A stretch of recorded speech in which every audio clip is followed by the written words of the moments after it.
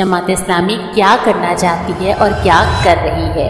ये जो जमात इस्लामी पाकिस्तान है, जो आपको अपने आसपास नजर आती है, कभी आपको कोई मैसेज भेजते हैं, कभी दर्स की दावत देते हैं। ये जमात 75 अफराद से जब शुरू हुई थी 1941 में, तो क्या ये ऐसे ही शुरू हो गई थी?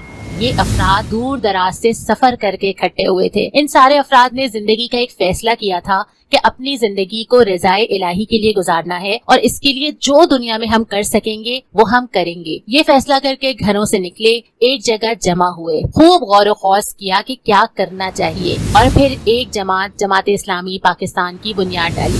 मौलाना फरमाते हैं, मुसलमान उस कौम का नाम है जो एक मिशन अपना दुनिया में रखती है। इस्लाम की तबलीग कभी पेशावर मुबल्लिगीन के जरिए से नहीं हुई है, बल्कि हर मुसलमान एक पैदाइशी मुबल्लिग है। मुसलमान होने की हैसियत से यही हल था जो उस वक्त मौलाना को अल्लाह की रहमत से समझ आया और यही हल है जो आज मैंने और आपने